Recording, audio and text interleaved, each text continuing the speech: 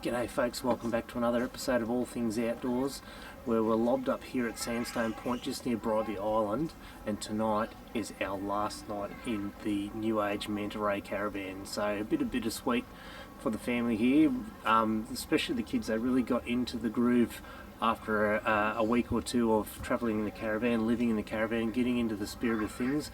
They were sort of a bit tentative to start with, but no, it's really come good.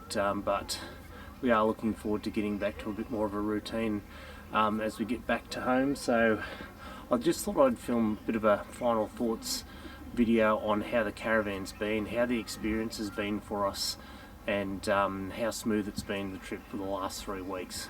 Paddling jacks, driving on the tracks, and so much more. Come along with All Things Outdoors.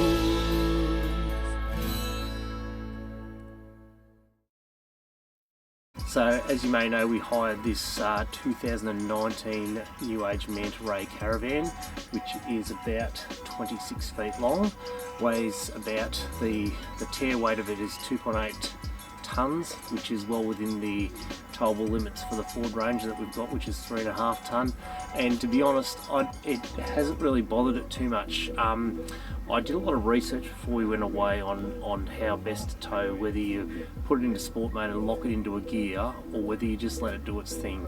Now, a lot of the research that I've done and the people I talked to said just let it do its thing, it'll adjust, and it has done exactly that, especially on the really tough part of the Bruce Highway. The Bruce Highway absolutely beat us to death, but the vehicle just pulled along nicely and did such a great job of towing this decent sized caravan. It's very long actually, but it just floated along and did its thing. We sat at about 95 k's an hour was probably the sweet spot for it, and it sort of varied between 4th, 5th and 6th gears up and down hills, but I was really pleasantly surprised at how well it's done. Now, in terms of the caravan itself, it is a 5-berth caravan, so a double bed, it's actually a queen bed up the front and 3 bunks down the back.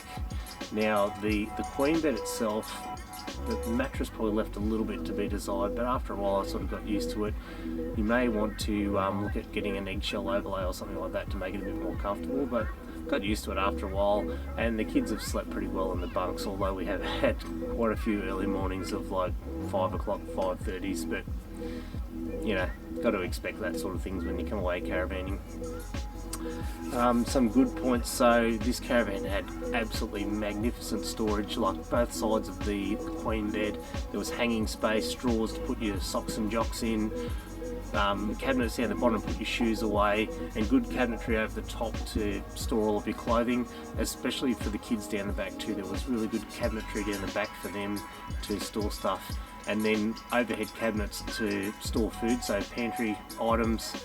And the caravan actually came equipped with cutlery, crockery, pots, pans, all of that sort of stuff, so we didn't really need to bring anything. But what we did bring was our little electric air fryer, because we knew we'd be at caravan park, so we bought that, and that has been an absolute game changer for us in terms of being able to cook quick meals for the kids, like things like chips and chicken nuggets and fish and all that sort of thing has been absolutely magic, being able to just throw it in the air fryer, because caravans, while they have got good gas cooktops, they don't really have much in the way of an oven, plus it takes a while to heat up, and it also heats up the caravan too much anyway, and it's on gas, so it'll take ages to heat up. So we bought our air fryer, which actually sat perfectly in the sink while we travelled along, and then we just put it on the bench and set it up, and away you go. You can cook meals in like 5 to 10 minutes with that thing, so that's been an absolute game changer.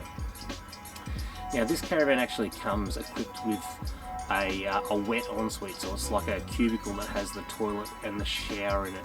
And I'd heard some bad reports about these sorts of things before, but I'm actually pleasantly surprised with it. We've used it most nights to bath the kids rather than taking them down to the toilet blocks, which is a bit of a mission.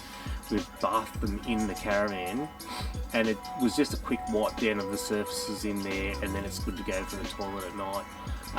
And speaking of the toilet, it had a really big tank in it, which probably I'd empty out every 3 days or so. and it's been fine.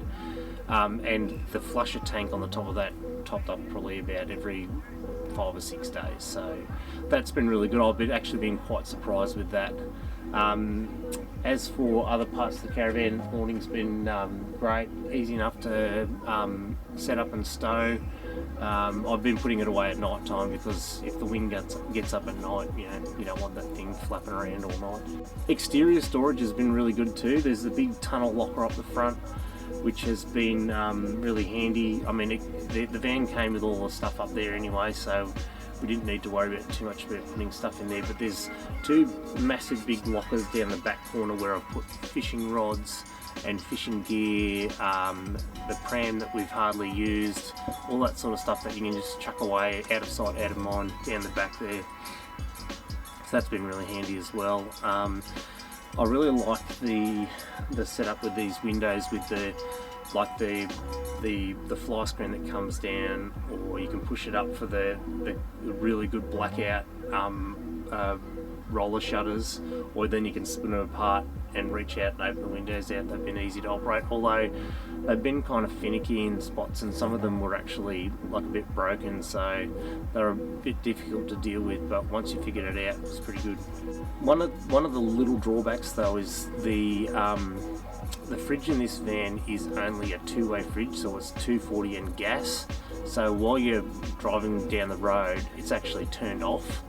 It would have been good if it was a 3-way, so you could run it on 12 volts while you're driving to at least keep the fridge at temperature, because what we've been doing is taking the stuff out of the freezer. I brought the Evercool 12 volt fridge in the back of the ute, so we put that down to minus 12 degrees and put all the freezer stuff in there while we're travelling, and when we get on site and get back on 240, we wait till it gets back down to temp again, and then we transfer everything back.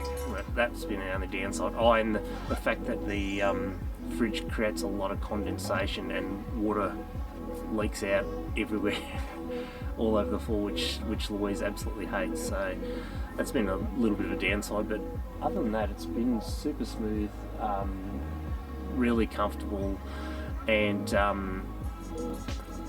relatively easy to tow. It's quite big and bulky, and you've got to be looking at your mirrors all the time and make sure that you've got plenty of braking distance if you need to pull up quickly. But it's taken me a little while to sort of adjust to towing it, but after a while it's sort of felt relatively comfortable, especially with the condition of the Bruce Highway, bouncing around all over that. It's been really interesting, but I will say that I've thoroughly enjoyed using this caravan, and I wish we could take it home, but we'll have to go back to the old banger now, and I've got some ideas now to sort of rearrange the layout in our old caravan to make it potentially a bit more comfortable. So I may even do a refurbishment or a renovation series on the Chesney President caravan in the coming months prior to summer down there, and then we can start using it again, or we may even go the other route, sell it and upgrade to something a bit newer.